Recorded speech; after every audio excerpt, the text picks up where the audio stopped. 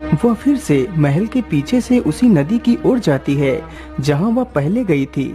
चलो अब मैं जल्दी से इस आखिरी पत्ते को भी पानी में बहा देती हूँ और चलकर अपना इनाम लेती हूँ।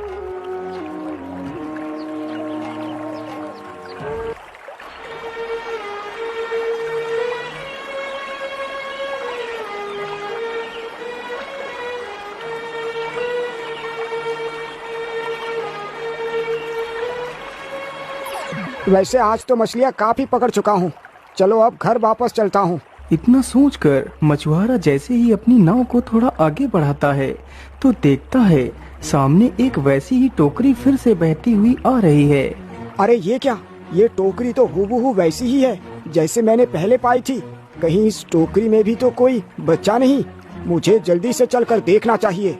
मछुआरा तुरंत ही अपनी नाव को टोकरी की तरफ लेकर जाता है। अरे ये क्या, इस टोकरी में तो एक और बच्चा है, लेकिन इसके माथे पर भी वैसा ही चिन्ह बना हुआ है जैसा कि मेरे बेटे के माथे पर है। कहीं ये बच्चा उसी का भाई तो नहीं? चलो मैं जल्दी से इसे भी अपने घर लेकर चलता हूँ।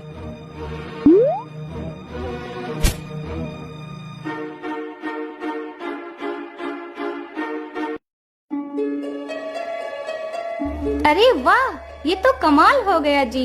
इसके माथे पर वही निशान है जो मेरे बड़े बेटे के माथे पर है। जरूर आपकी बात सच ही है, ये दोनों एक दूसरे के भाई ही होंगे।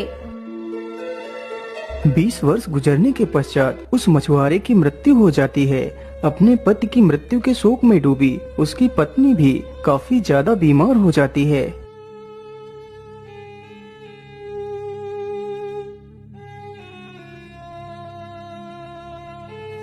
भैया अब तो हमारे पास पैसे भी नहीं बचे। जितने पैसे थे वो सब माँ की दवाई में ही खत्म हो गए। अब दवाई के लिए पैसे कहाँ से लेकर आएंगे? इसीलिए भैया आप माँ की देखरेख करो, मैं नौकरी की तलाश में निकलता हूँ। नहीं मेरे भाई, तुम मेरे छोटे भाई हो और बड़े भाई के रहते भला तुम काम करोगे? नहीं नहीं, ये उचित नहीं है। तुम माँ की देखरेख करो, मैं महाराज के पास जाकर उनसे कोई नौकरी की याचना करूँगा। हो सकता है महाराज मुझे किसी काम पर रख ले।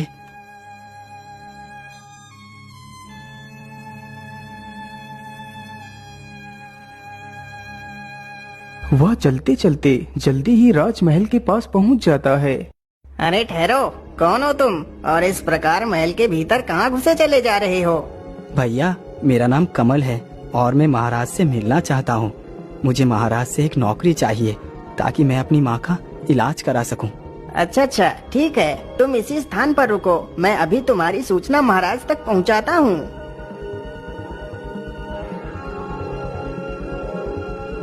महाराज, द्वार पर एक नौजवान आया है। वह आपसे मिलने की गुहार लगा रहा है। कहता है कि वह आपसे मिलना चाहता है और आपसे एक नौकरी की आशा रखता है।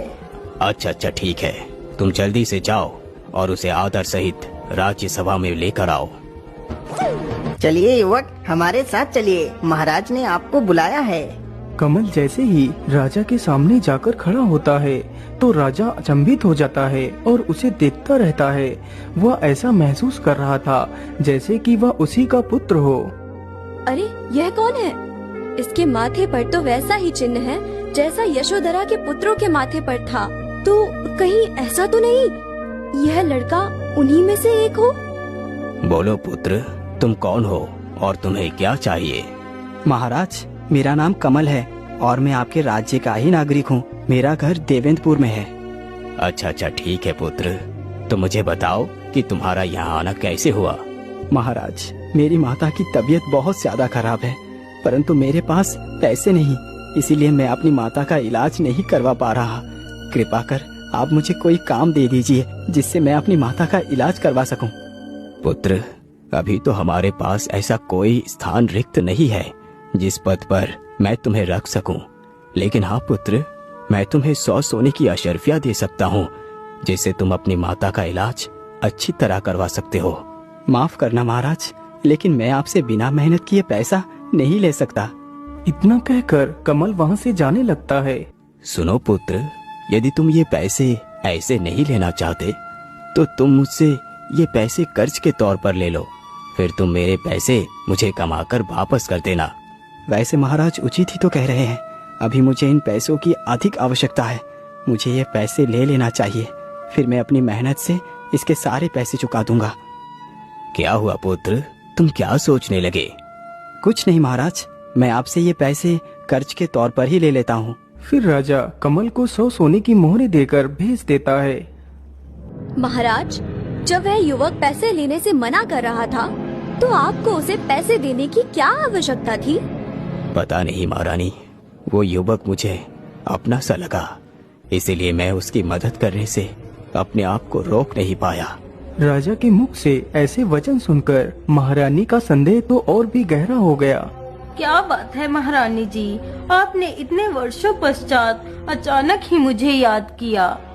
दाई माँ, मैं बस आपसे इतना जानना चाहती हूँ कि आपने यशोधरा के दोनों पुत्रों का क्या किया? तुमने उन्हें कैसे मारा?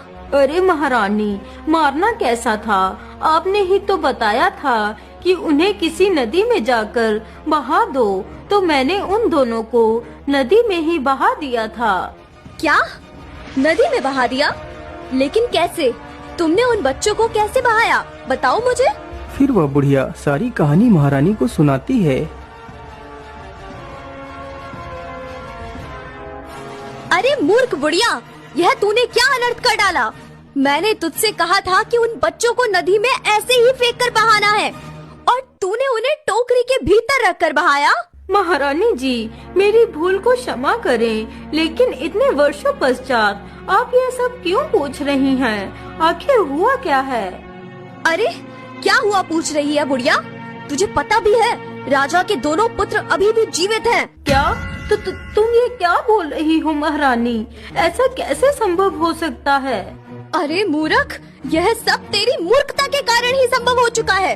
यदि महाराज को पता चल गया कि वह दोनों उन्हीं के पुत्र हैं और हमने उसके साथ क्या किया, तो राजा से हम तीनों को भगवान भी नहीं बचा पाएंगे।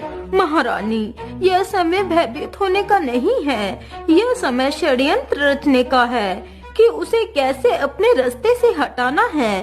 बस तुम इतना बताओ कि तुमने उसे कहाँ पर देखा था? फिर महारानी राजसभा में हुई घटना को बताती है। महारानी जी, उनसे निपटने का रास्ता मिल गया, तुम फिक्र न करो। यह समझो कि वह दोनों तुम्हारे रास्ते से हट गए।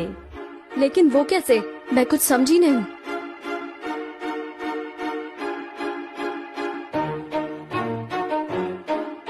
अच्छा महारानी जी, अब मैं चलती हूँ, आप बेफिक्र रहिए, मैं सब कुछ संभाल लूंगी। इतना बोलकर वह बुढ़िया वहाँ से निकल पड़ती है।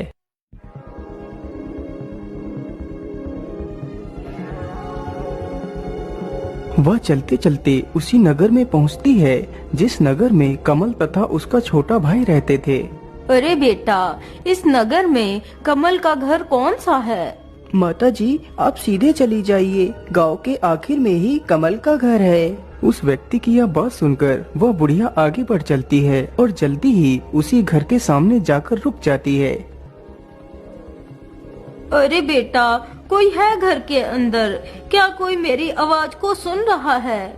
अरे क्या हुआ माताजी, आप कौन है और आपको कहाँ जाना है? बेटा, मेरा नाम सुनंदा है, मैं एक वैद्य हूँ। मैं पास के गांव में ही जा रही थी, लेकिन मुझे बहुत जोर की प्यास लगी है। क्या तुम मुझे थोड़ा सा पानी पिला सकते हो? हाँ हाँ, क्यों नहीं बूढ़ी माँ, आप अंदर आ जाइए, मैं आपको पानी पिला देता हूँ। इतना सुन बुढ़िया तुरंत ही घर के अंदर घुस जाती है। कमल जल्दी ही एक गिलास में पानी लेकर आता है। बुढ़िया तुरंत ही उस पानी को पीती है। वाह बेटा वाह, तुम्हारा भला हो, तुमने इस प्यासे को पानी पिलाया। वैसे बेटा, क्या तुम इस घर में अकेले ही रहते हो? नहीं माताजी, मैं यहाँ अकेला नहीं रहता, मेरे साथ मेरा छोटा भाई और मेरी माँ रहती है।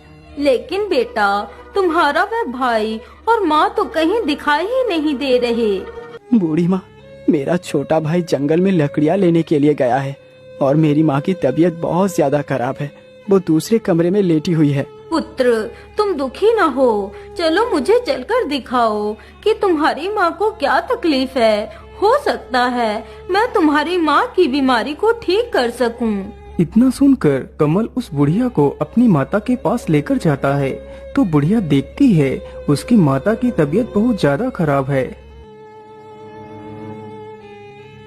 वैसे इस औरत की तबीयत तो कितनी ज्यादा खराब है। मैं तो इलाज के बारे में कुछ नहीं जानती। मुझे तो बस कुछ भी करके इन दोनों भाइयों को मारना है। क्या हुआ माँ जी, आप कहाँ खो गई? कुछ तो बोलिए, आखिर मेरी माँ को क्या हुआ है? बेटा, तुम्हारी माँ एक बहुत ही बड़े रोग से ग्रसित है। इसका इलाज करना अत्यंत दुर्लभ है। माता जी, जरा आप ध्यान से देखिए, क्या मेरी माँ को स्वस्थ करने के लिए इस संसार में कोई औषधि शेष नहीं बची है? वैसे बेटा, औषधि तो है, लेकिन उस औषधि को लाना बहुत ही कठिन है। बस आप मुझे उस औषधि का नाम बता दीजिए, मैं धरती के किसी भी कोने से उस छिपी औषधि को ढूंढ निकालूंगा। हाँ हाँ, जरूर ढूंढ निकालना। मैं तुझे ऐसी जगह भेजूंगी जहाँ से तू कभी भी वापस लौटकर नहीं आएगा। बूढ़ी माँ, आप जल्दी से मुझे बताइए उस औषधि के बारे में। यदि ऐसी बात है पुत्र, तो सुनो, तुम्हें अम्बा पहाड़ी पर जाकर उस तिलस्मी सेब को लेकर आना होगा। यदि तुम उस सेब को ले आए तो समझो तुम्हारी माँ बिल्कुल ठीक हो जाएगी। ये लीजिए भैया, मैं लकड़ियाँ लेकर आ गया हूँ। हाँ हाँ छोटे, तुम इन सारी लकड़ियों को वहीं पर रख दो और मेरी बात ध्यान से सुनो। मैं उस तिलिस्मी सेब को लेने के लिए जा रहा हूँ ताकि हम अपनी माँ को ठीक कर सके। तुम घर पर ही रहकर माँ की देख रेख करना।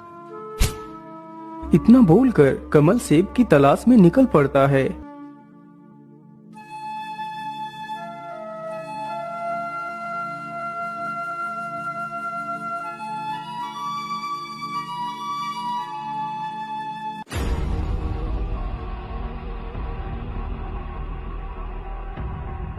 वह चलते चलते एक घने जंगल से गुजरता है।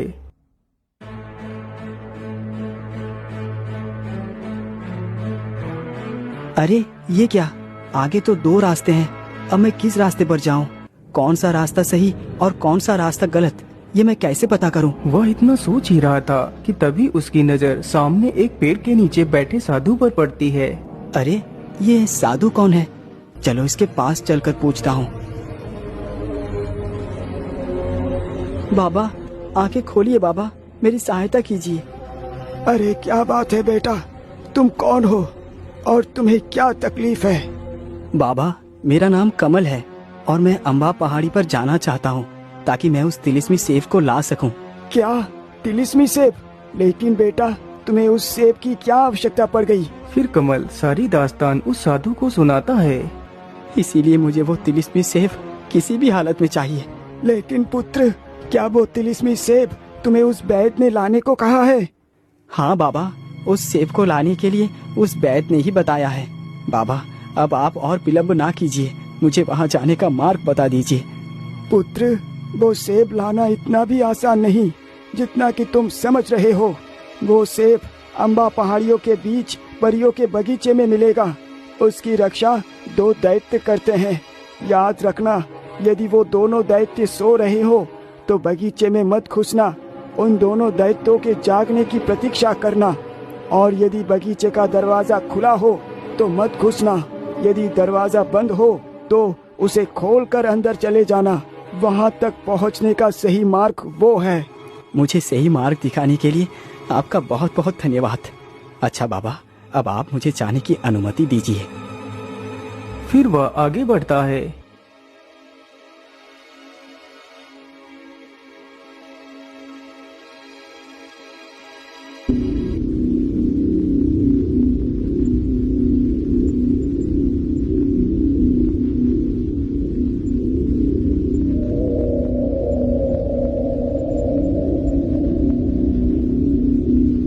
मुझे लगता है ये वही बगीचा है जिसकी मुझे तलाश है।